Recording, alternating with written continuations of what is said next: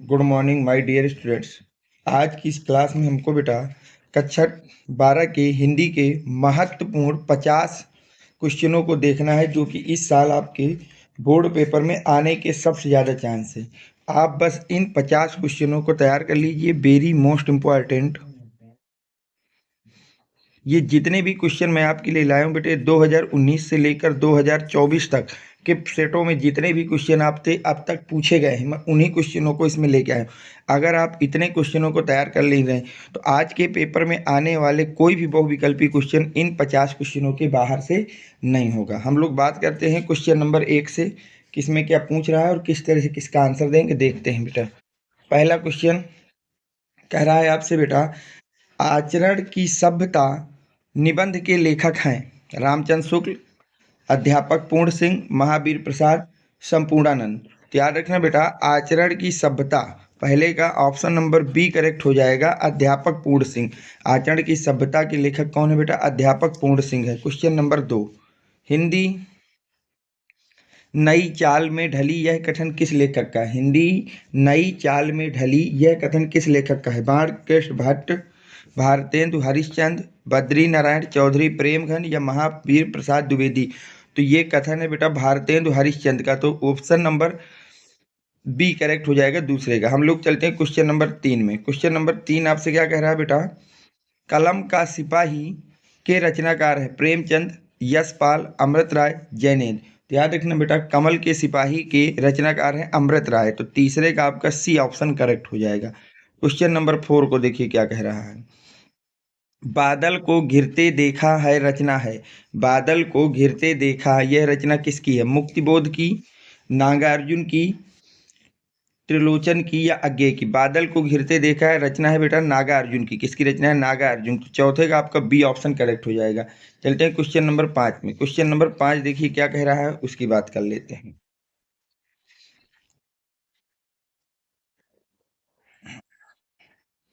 Question number 5 कह रहा है बेटा, प्री प्रवास के रचयिता हैं मैथिली शरण गुप्त, सिया राम शरण गुप्त, अयोध्या सिंह उपाध्याय, जयशंकर प्रसाद। तो याद रखना बेटा, प्री प्रवास के जो रचनाकार हैं किसके बेटा? प्री प्रवास के, वो हैं अयोध्या प्रसाद, अयोध्या सिंह उपाध्याय, हरिऔंध। तो आपका जो पांचवा है, पांचवें का सी ऑप्शन करेक्ट हो जाएगा। चलते हैं बेटा क्वेश्चन नंबर 6 देखिए क्या कह रहा है, उसको पढ़ते हैं। क्वेश्चन नंबर 6 कह रहा है, खड़ी बोली की प्रथम गद्य रचना किसे माना जाता है?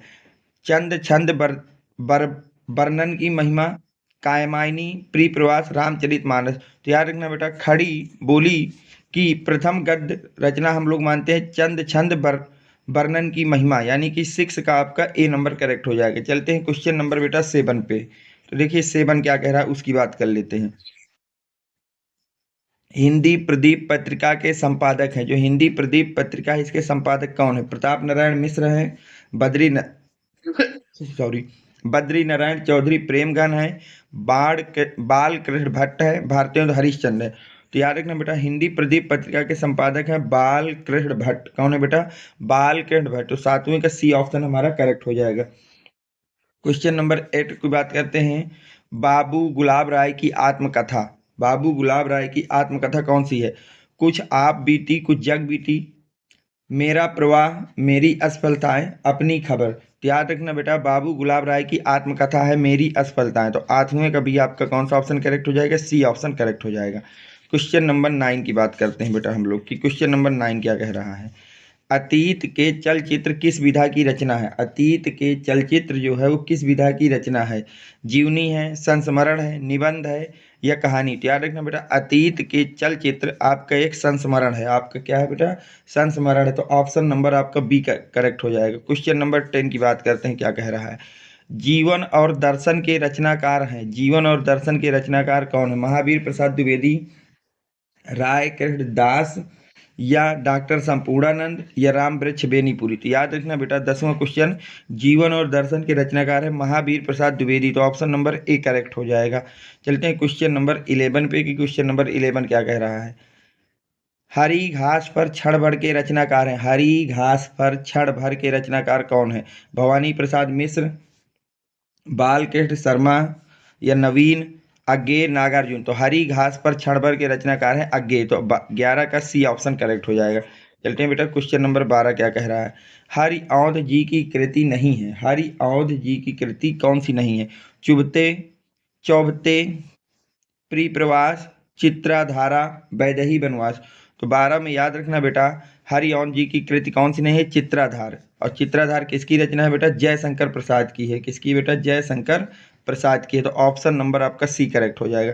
चलते हैं क्वेश्चन नंबर 13 में, कि क्वेश्चन नंबर 13 आपका क्या कह रहा है उसकी बात कर लेते हैं। क्वेश्चन नंबर 13 आपका कह रहा है बेटा, साहित्य लहरी के रचयिता हैं, जो साहित्य लहरी है उसके रचयिता कौन है? तुलसीदास, सूरदास, कबीर, आचार्य केशवदास। तो याद रखना बेटा, साहित्य लहरी के रचयिता है सूरदास। तो ऑप्शन नंबर बी करेक्ट हो जाएगा। चलते हैं बेटा क्वेश्चन नंबर 14 क्या कह रहा है। क्वेश्चन नंबर 14 कह रहा है, नौका विहार कविता किस कृति में अवतरित है? जो नौका विहार कविता है वो किस में अवतरित है? गुंजन में, बीड़ा से, पल्लव से, या युवांत से? तो नौका विहार गुंजन से ली गई है। चौथा 14 का ए नंबर करेक्ट हो जाएगा बेटा, कि जो नौका विहार कविता है वो किसकी कृति में अवतरित है? तो गुंजन से। और ये किसके द्वारा लिखी गई है? तो याद रखना बेटा, सुमित्रा नंदन पंत द्वारा, सुमित्रा नंदन पंत द्वारा लिखी गई है। चलते हैं क्वेश्चन नंबर 15 क्या कह रहा है उसकी बात कर लेते हैं। एक मिनट बेटा।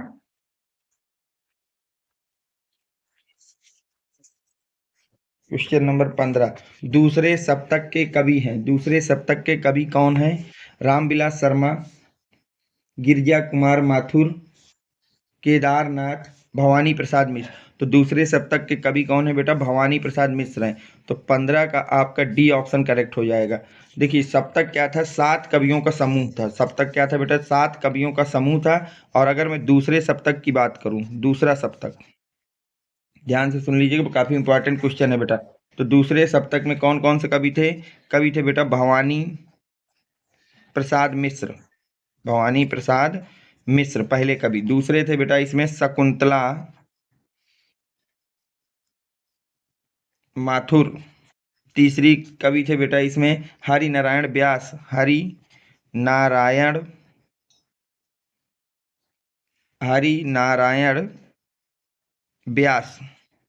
और चौथे कवि थे बेटा इसमें शमशेर बहादुर सिंह, शमशेर बहादुर सिंह। पांचवें कवि इसमें थे बेटा आपके नरेश मेहता। अगर मैं छठवें कवि की बात करूं तो छठवें कवि थे इसमें बेटा रघुवीर सहाय। और अगर मैं छठवें कवि की बात करूं तो इसमें थे तीन तीन छः, सातवें कवि की बात करूं धर्मवीर भारती। तो याद रखना बेटा, तो इन 7 कवियों का समूह था बेटा दूसरे सप्तक में। दूसरे सप्तक में कौन कौन से कवि थे बेटा? भवानी प्रसाद मिश्र थे, शकुंतला माथुर थी, हरि नारायण व्यास थे, शमशेर बहादुर सिंह, नरेश मेहता, रघुवीर सहाय और धर्मवीर भारती। ये 7 कवि थे। इनको लर्न कर लेना बेटा। यहाँ से कोई भी सवाल बन सकता है कि दूसरे सप्तक का कौन सा कवि है या कौन सा नहीं है, इस तरह क्वेश्चन यहाँ से बनेंगे। अब हम लोग बेटा आगे चलते हैं, अगले क्वेश्चनों की बात करते हैं जो दिए गए हैं। अगला क्वेश्चन कह रहा है बेटा, क्वेश्चन नंबर 16, वासुदेव शरण अग्रवाल द्वारा लिखित कृत है। पुनर्वा की अगर बात करें तो पुनर्वा लिखी गई है बेटा हजारी प्रसाद द्विवेदी द्वारा, आचार्य हजारी प्रसाद द्विवेदी द्वारा, हजारी प्रसाद द्वारा। अगर हम बात करें बेटा पृथ्वी पुत्र की, तो पृथ्वी पुत्र लिखी गई है बेटा आपकी वासुदेव शरण अग्रवाल के द्वारा। पृथ्वी पुत्र किसके द्वारा लिखी गई बेटा? वासुदेव शरण अग्रवाल द्वारा लिखी गई है। तीसरी है आलोक। अगर हम आलोक की बात करें तो आलोक लिखी गई है बेटा हजारी प्रसाद द्वारा, आचार्य हजारी प्रसाद द्वारा। और अगर हम बात करें धरती के फूल, तो धरती की फूल लिखी गई है बेटा कन्हैया लाल मिश्र के द्वारा, कन्हैया लाल मिश्र के द्वारा। तो आपसे पूछा गया है कौन सी कविता है, वो कौन सी कृति है जो वासुदेव शरण अग्रवाल द्वारा लिखी गई है? तो आपका बी नंबर होगा पृथ्वी पुत्र। अब हम चलते हैं क्वेश्चन नंबर 16 में, वो क्वेश्चन नंबर 17 में, सॉरी। तो देखिए क्वेश्चन नंबर 17 क्या कह रहा है, प्रोफेसर जी सुंदर रेड्डी लेखक हैं। प्रोफेसर जी सुंदर रेड्डी किसके लेखक हैं, ये आपसे पूछा जा रहा है। पहला है बेटा सदाचार की ताबीज। सदाचार की ताबीज की अगर हम बात करें, ये हरिशंकर परसाई की रचना है। किनकी है बेटा? हरि शंकर परसाई की रचना है। दूसरा है साहित्य का श्रेय और प्रेय। साहित्य का श्रेय और प्रेय, तो ये रचना है बेटा जैनेन्द्र कुमार की। ये रचना किसकी बेटा? जैनेन्द्र कुमार की रचना है, इसलिए इसको भी याद रखना। मेरे विचार अगर बात की जाए, ये है प्रोफेसर जी सुंदर रेड्डी की रचना है। मेरे विचार किसकी रचना है बेटा? प्रोफेसर जी सुंदर रेड्डी की। और मंथन, अगर मंथन की बात की जाए तो ये माधवी माधवी सर देसाई की रचना है, सर देसाई की रचना है। तो ये सभी रचनाएं जरूर याद रखना कौन किसकी रचना है। अब अगला क्वेश्चन की अगर हम लोग बात करें बेटा कि अगला क्वेश्चन क्या कह रहा है उसको ध्यान से पढ़िए। बोला जा रहा है यशपाल कृत शिवालोकन रचना विधा है। जो यशपाल कृत शिवालोकन है, ये क्या है? एक आत्मकथा है, रेखा चित्र है, संस्मरण है या कहानी है? तो याद रखना बेटा, यशपाल कृत शिवलोकन जो कृति है एक आत्मकथा है। 18 का ए नंबर हो जाएगा। क्वेश्चन नंबर 19 की बात अगर हम लोग करते हैं बेटा, अगर हम लोग बात करें क्वेश्चन नंबर 19 की, तो 19 क्या कह रहा है? निराला की साहित्य साधना के लेखक कौन है? निराला की साहित्य साधना के लेखक कौन है? सूर्यकांत त्रिपाठी निराला, महादेवी वर्मा, कन्हैया लाल मिश्र प्रभाकर, डॉक्टर राम विलास शर्मा। तो निराला की साहित्य साधना के लेखक है बेटा डॉक्टर राम विलास शर्मा। तो 19 का आपका ऑप्शन नंबर डी करेक्ट हो जाएगा। क्वेश्चन नंबर 20 की बात करते हैं। आलोचनात्मक कृति साहित्य साहित्य के लेखक हैं रामचंद्र शुक्ल, श्याम सुंदर दास, हजारी प्रसाद द्विवेदी, हरिशंकर परसाई। तो याद रखना बेटा कि जो आपके आलोचनात्मक कृति साहित्य साहित्य के लेखक है वो है आपके हजारी प्रसाद द्विवेदी। कौन है बेटा? हजारी प्रसाद द्विवेदी। तो 20 का आपका सी ऑप्शन करेक्ट हो जाएगा। चलते हैं क्वेश्चन नंबर 21 में। क्वेश्चन नंबर 21 क्या कह रहा है? क्वेश्चन नंबर 21 कह रहा है हिंदी साहित्य का प्रथम कवि माना जाता है। हिंदी साहित्य का प्रथम कवि किसको माना जाता है? सबरपा को, देवसेन को, सरहपा को, खुमार रासो को। तो याद रखना बेटा हिंदी साहित्य का प्रथम कवि हम लोग मानते हैं सरहपा को। तो 21 का सी ऑप्शन करेक्ट हो जाएगा। चलते हैं क्वेश्चन नंबर 22 में। नई कविता युग की रचना है। नई कविता युग की रचना कौन सी है बेटा? यामा है, खुशबू के शिलालेख हैं, प्रलय सृजन, पुरु पुररवा। तो याद रखना बेटा नई कविता युग की रचना है खुशबू के शिलालेख। तो ऑप्शन नंबर बी आपका करेक्ट हो जाएगा। क्वेश्चन नंबर 23 की बात करते हैं। तार सप्तक का प्रकाशक वर्ष बताइए। तार सप्तक का प्रकाशन वर्ष बताना है कि तार सप्तक कब प्रकाशित हुआ। पहला तार सप्तक 1954, 1943, 1938 या 1936। तो याद रखना बेटा पहला तार सप्तक छपा था 1943 में।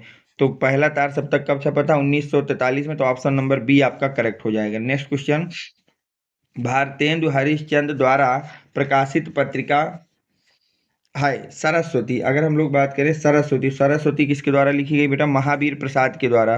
किसके द्वारा बेटा? महावीर प्रसाद के द्वारा। इसके बाद कल्पना, कल्पना की बात करें तो ये लिखी गई है बेटा रेमंड पामर के द्वारा। कवि वचन सुधा की अगर बात करें तो ये लिखी गई है बेटा भारतेंदु हरिश्चंद्र के द्वारा। और चौथा कौन सा है? ज्ञानोदय, ज्ञानोदय लिखी गई है बेटा कन्हैया लाल के द्वारा। किसके द्वारा बेटा? कन्हैया लाल के द्वारा। तो पूछा जा रहा है कौन सी कविता का प्रकाशन भारतेंदु हरिश्चंद्र ने किया था? कवि वचन सुधा। तो ऑप्शन नंबर सी करेक्ट हो जाएगा। चलते हैं बेटा क्वेश्चन नंबर 25 में। क्वेश्चन नंबर 25 में, क्वेश्चन नंबर 24 हो गया, क्वेश्चन नंबर 25 की बात करते हैं। रीत काल की सर्वाधिक महत्वपूर्ण प्रवृत्ति कौन सी थी? राज प्रशिष्टि, श्रृंगारिता, रीत निरूपता, नीति। तो रीत काल की जो प्रमुख प्रवृत्ति वो थी बेटा रीत निपुणता। तो ऑप्शन नंबर सी करेक्ट हो जाएगा। क्वेश्चन नंबर 26 की अगर बात करें, कल्पना के लेखक हैं, कल्पलता के लेखक कौन है? कल्पलता के लेखक कौन है? हजारी प्रसाद द्विवेदी, प्रोफेसर जी सुंदर रेड्डी, वासुदेव शरण अग्रवाल या प्रेमचंद। तो याद रखना बेटा कि कल्पलता के लेखक हैं Hazari Prasad Dwivedi. Option number A आपका करेक्ट हो जाएगा। बात करते हैं बेटा क्वेश्चन नंबर 27। मेरी असफलताएं किस विधा की रचना है? डायरी है, आत्मकथा है, जीवनी है या संस्मरण है? तो याद रखना बेटा जो मेरी असफलताएं ये एक आत्मकथा है। 27 का बी ऑप्शन हो जाएगा। ये आत्मकथा, और किसकी आत्मकथा है बेटा? बाबू गुलाब राय की। किसकी है बेटा? बाबू गुलाब राय की आत्मकथा है। नेक्स्ट क्वेश्चन की बात अगर हम लोग करते हैं बेटा, नेक्स्ट क्वेश्चन क्या कह रहा है? द्विवेदी युग के लेखक हैं। द्विवेदी युग के लेखक कौन हैं? सदल मिश्र, मोहन राकेश, सरदार पूर्ण सिंह, हजारी प्रसाद द्विवेदी। तो याद रखना बेटा द्विवेदी युग के लेखक हैं बेटा सरदार पूर्ण सिंह। 28 का सी नंबर, 28 का कौन सा बेटा? सी नंबर हो जाएगा। अब बात करते हैं क्वेश्चन नंबर 29 की कि 29 क्या कह रहा है। क्वेश्चन नंबर 29 आपसे कह रहा है बेटा सामान्य रूप से प्रगतिवादी काव्य की समय सीमा कितनी है? प्रगतिवादी काव्य की समय सीमा कितनी है? सन 1930 से 1946 तक, सन 1932 से 1947 तक, सन 1936 से 1943 तक। तो याद रखना बेटा, सब प्रगतिवादी काव्य की समय सीमा है 36 से 43। 36 से कितना बेटा? 43। तो ऑप्शन नंबर सी हो जाएगा। अब बात करते हैं क्वेश्चन नंबर 20 की। क्वेश्चन नंबर 30 क्या कह रहा है? अज्ञेय द्वारा संपादित किस सप्तक में कोई कावित्री संकलित नहीं है? तो याद रखना वो है तार सप्तक। वो कौन सा है बेटा? तार सप्तक में कोई कावित्री नहीं थी। आगे ऑप्शन नंबर ए हो जाएगा। बाकी अगर हम बात करें दूसरे सप्तक में, तो दूसरे सप्तक में जो कावित्री थी वो थी शकुंतला कुमारी, शकुंतला माथुर। अगर बात की जाए तीसरा सप्तक, तो तीसरा सप्तक में जो कावित्री थी वो थी बेटा कीर्ति चौधरी। और अगर बात की जाए चौथे सप्तक में कौन सी कवित्री, तो वो थी बेटा सुमन राजे। बाकी सभी सप्तक में एक कवित्री जरूर थी, लेकिन पहले सप्तक में जिसका नाम था तार सप्तक, उसमें कोई भी कवित्री नहीं थी। दूसरे में थी शकुंतला माथुर, तीसरे में थी कीर्ति चौधरी और चौथे में थी सुमन राजे। इसको याद रखना बेटा। क्वेश्चन का ए नंबर हो जाएगा, जिसमें कोई भी कवित्री नहीं, वो है तार सप्तक। Question number 31। देखिए 31 क्या कह रहा है? इनमें से भारतेंदु हरिश्चंद्र की रचना नहीं है। इनमें से कौन सी रचना है जो भारतेंदु हरिश्चंद्र की नहीं है? तो चंद्र प्रभा भारतेंदु हरिश्चंद्र की है, कलकासी भारतेंदु हरिश्चंद्र की नहीं है, सरायू पार की यात्रा भारतेंदु हरिश्चंद्र की है, प्रेम प्रलय भारतेंदु हरिश्चंद्र की। तो ऑप्शन नंबर बी हो जाएगा। Question number 32। हरिऔंध जी द्वारा लिखित परिजात काव्य प्रस्तुत किया था, जो कितने सर्गों में किया गया था? जो हरिऔंध ने परिजात काव्य लिखा तो कितने सर्गों में पूरा किया गया था? 17 में, 18 में, 12 में, 15 में। तो याद रखना बेटा, हरिऔंध द्वारा लिखित परिजात में 15 सर्ग हैं। 32 का आपका हो जाएगा डी नंबर। बात करते हैं क्वेश्चन नंबर 33 की। अभिनव मनुष्य वाक्यांश के रचनाकार हैं नरेंद्र शर्मा, रामधारी सिंह दिनकर, धर्मवीर भारती, जयशंकर प्रसाद। तो अभिनव मनुष्य काव्यांश के रचनाकार आपके हैं रामधारी सिंह दिनकर। तो 33 का आपका बी नंबर हो जाएगा। बात करते हैं क्वेश्चन नंबर 34 की। क्या कह रहा है? क्या भूलूं क्या याद करूं आत्मकथा है। क्या भूलूं क्या याद करूं ये आत्मकथा किसकी? सुमित्रा नंदन पंत की, प्रोफेसर राजेंद्र प्रसाद की, हरिवंश राय बच्चन की, अज्ञेय की। तो याद रखना, क्या भूलूं क्या याद करूं ये रचना है बेटा हरिवंश राय बच्चन की। तो 34 का आपका सी ऑप्शन करेक्ट हो जाएगा। बात करते हैं क्वेश्चन नंबर 35 की। क्वेश्चन नंबर 35 क्या कह रहा है उसकी बात कर लेते हैं। क्वेश्चन नंबर 35 कह रहा है आपसे, साहित्य सहचर के लेखक हैं। साहित्य सहचर के लेखक कौन है आपसे ये पूछा जा रहा है। महावीर प्रसाद द्विवेदी, हजारी प्रसाद द्विवेदी, बाबू गुलाब राय, महादेवी वर्मा। तो ये आपके लिए बेटा मैं होमवर्क दे रहा हूँ। क्वेश्चन नंबर 30 नहीं, मैं करा ही देता हूँ होमवर्क क्या देना है। ठीक है, तो आपका क्वेश्चन नंबर 30 क्या कह रहा है? साहित्य सहचर के लेखक कौन है? महावीर प्रसाद द्विवेदी हैं, हजारी प्रसाद द्विवेदी हैं, बाबू गुलाब राय हैं, या फिर महादेवी वर्मा है। तो याद रखना बेटा, साहित्य सहचर के जो लेखक है वो है आपके बेटा हजारी प्रसाद द्विवेदी। तो 36 का आपका बी ऑप्शन करेक्ट हो जाएगा। क्वेश्चन नंबर 37 की बात करते हैं। कला और संस्कृति के लेखक हैं वासुदेव शरण अग्रवाल, डॉक्टर एपीजे अब्दुल कलाम, कन्हैया लाल मिश्र प्रभाकर, हजारी प्रसाद द्विवेदी। तो याद रखना, कला और संस्कृति के लेखक हैं वासुदेव शरण अग्रवाल। तो 37 का ए हो जाएगा। क्वेश्चन नंबर 38 की बात करते हैं। क्वेश्चन नंबर 38 क्या कह रहा है बेटा? निम्न में से कौन प्रोफेसर जी सुंदर रेड्डी की रचना है? साहित्य और समाज, मेरे विचार, भारत की एकता, वैचारिकी शोध और बोध। तो याद रखना बेटा, प्रोफेसर जी सुंदर रेड्डी की रचना है साहित्य और समाज। तो 38 का ए नंबर हो जाएगा। बात करते हैं 39 की। क्वेश्चन नंबर 39 क्या कह रहा है उसकी बात करिए।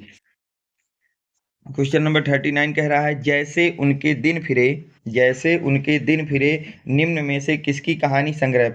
फणीश्वर नाथ रेणु का, जैनेन्द्र कुमार का, अमरकांत का, हरिशंकर परसाई का। तो याद रखना बेटा, जैसे उनके दिन फिरे ये हरिशंकर परसाई का कहानी है। तो 39 का आपका हो जाएगा डी नंबर। चलते हैं क्वेश्चन नंबर 40 में। डॉक्टर हजारी प्रसाद द्विवेदी द्वारा लिखित साहित्य सहचर किस विधा की रचना है?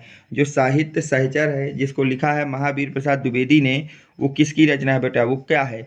निबंध है, उपन्यास है, आलोचना है, संस्मरण। तो याद रखना बेटा, सहचर एक आलोचना है। तो 40 का आपका सी नंबर हो जाएगा। क्वेश्चन नंबर 41 क्या कह रहा है? विशिष्ट विषमौसधम की गद्य विधा कौन सी है? ठीक है, इसकी गद्य विधा आपसे पूछी जा रही, कहानी है, नाटक है, उपन्यास है, निबंध है, तो ये एक नाटक है बेटा, तो बी ऑप्शन आपका करेक्ट हो जाएगा। बात करते हैं 42 की, क्वेश्चन नंबर 42 क्या कह रहा है। निम्नलिखित में से हजारी प्रसाद द्विवेदी का निबंध संग्रह है, निम्नलिखित में से हजारी प्रसाद द्विवेदी का निबंध संग्रह कौन सा है। हिंदी साहित्य की भूमिका, आलोक पर्व, साहित्य सहचर, इनमें से कोई नहीं। तो यार बेटा हजारी प्रसाद द्विवेदी का निबंध कौन सा है, तो आलोक पर्व है। तो आपका हो जाएगा 42 का, क्वेश्चन नंबर 42 का आपका बी ऑप्शन करेक्ट हो जाएगा। चलते हैं क्वेश्चन नंबर 43 क्या कह रहा है उसकी बात कर लेते हैं। प्रेमचंद की कहानी का नाम है कफन, कुंडा, रोज, चीफ की दावत। तो याद रखना बेटा प्रेमचंद की कहानी का नाम है कफन। क्या है बेटा, कफन। तो 43 का ए हो जाएगा। बात करते हैं क्वेश्चन नंबर 44 क्या कह रहा है। अयोध्या सिंह उपाध्याय हरिऔंध, अयोध्या सिंह उपाध्याय हरिऔंध की रचना है रस कलश। तो अगर हम बात करें रस कलश की, तो रस कलश अयोध्या सिंह उपाध्याय की रचना है, पूछा जा रहा है। चांद का मुंह टेढ़ा पर प्रदक्षिणा परशुराम की प्रतिज्ञा। तो ये आपको बेटा मैं होमवर्क में दे रहा हूँ HW में, जो भी इसका सही आंसर हो वो आपको बताना है कि अयोध्या सिंह उपाध्याय हरिऔंध की इनमें से कौन सी रचना है। चलते हैं बेटा 45, क्वेश्चन नंबर 45 में क्या कहा जा रहा है। आधुनिक काल की कविता में विशेषताएं नहीं थी, कौन सी विशेषता नहीं थी। सहेज और भावों के प्रति सजगता, स्वदेश प्रेम की भावना, नारी के प्रति परिवर्तित दृष्टिकोण, प्रकृति का सजीव आंखों देखा वर्णन। तो याद रखना बेटा आधुनिक काल की कविता की विशेषता क्या नहीं है, प्रकृति का सजीव आंखों देखा वर्णन। तो आपका 45 का डी नंबर हो जाएगा बेटा। बात करते हैं क्वेश्चन नंबर 46 की, क्वेश्चन नंबर 46 क्या कह रहा है। सामधेनी काव्य के रचयिता हैं, जो सामधेनी काव्य है उसके रचयिता कौन है। रामधारी सिंह दिनकर, जयशंकर प्रसाद, नरेंद्र शर्मा, भवानी प्रसाद मिश्र। तो सामधेनी काव्य के रचयिता है बेटा रामधारी सिंह दिनकर। तो आपका 46 का ए नंबर करेक्ट हो जाएगा। बात करते हैं बेटा 47 की, 47 में कह रहा महादेवी वर्मा का गीत संग्रह है यामा, सामधेनी, राम की शक्ति पूजा, पल्लव। तो याद रखना बेटा महादेवी वर्मा की अगर बात की जाए, क्या पूछा जा रहा है, महादेवी वर्मा का गीत संग्रह कौन सा है। तो महादेवी वर्मा का गीत संग्रह है यामा है, ए नंबर हो जाएगा बेटा। और यामा पर ही उनको ज्ञानपीठ पुरस्कार भी मिला था, ये भी याद रखना। ज्ञानपीठ पुरस्कार पूछा जा सकता है कि महादेवी वर्मा को ज्ञानपीठ पुरस्कार किस रचना पे मिला था, तो यामा पे मिला था। सामधेनी की बात की जाए तो सामधेनी दिनकर जी की रचना है। राम की शक्ति पूजा की बात की जाए तो निराला जी की रचना है। और पल्लव की बात की जाए तो ये पंत जी की रचना है, ठीक है, सुमित्रानंदन पंत की। नेक्स्ट क्वेश्चन देखिए क्या कह रहा है। अगला क्वेश्चन कह रहा है बेटा आपसे छायावादी युग की रचना है, छायावादी युग की रचना कौन सी है। प्रेम माधुरी, उद्धत शतक, चित्राधार, सारगंधक। तो प्रेम माधुरी बेटा भारतेंदु युग की है, उद्धव शतक आपकी आधुनिक काल की है, और चित्राधार आपकी छायावादी युग की है। तो 48 का सी नंबर हो जाएगा बेटा। 49 की अगर हम लोग बात करते हैं, प्रयोगवादी काव्य धारा में के कवि हैं, प्रयोगवादी काव्य धारा के कवि कौन है। भूषण अज्ञेय, सुमित्रानंदन पंत या महादेवी वर्मा। तो याद रखना बेटा प्रयोगवादी काव्य धारा के कवि हैं बेटा अज्ञेय जी। तो आपका बी नंबर हो जाएगा। लास्ट क्वेश्चन बेटा आज की क्लास का, बस यही 50 क्वेश्चन आप अच्छी तरह से सुबह सुबह पढ़ लीजिए और 2 बजे के पेपर में लिख के आ जाइए, बात खत्म। झरना के रचनाकार हैं, झरना के रचनाकार कौन है बेटा आपसे ये पूछा जा रहा है। रामधारी सिंह दिनकर, सुमित्रानंदन पंत, जयशंकर प्रसाद या अज्ञेय। तो याद रखना बेटा झरना के रचनाकार हैं जयशंकर प्रसाद। तो ऑप्शन नंबर आपका सी हो जाएगा। कौन सा हो जाएगा बेटा, ऑप्शन नंबर आपका सी हो जाएगा। ठीक है, तो मैंने आपको जितने भी इंपॉर्टेंट क्वेश्चन थी वो सब एक ही वीडियो में कवर कर दिए। बस इन क्वेश्चनों को आप अच्छी तरह से तैयार कर लीजिए और बोर्ड के पेपर में इससे बाहर कोई भी क्वेश्चन आपसे नहीं पूछा जाएगा। Thanks for watching, next video coming soon.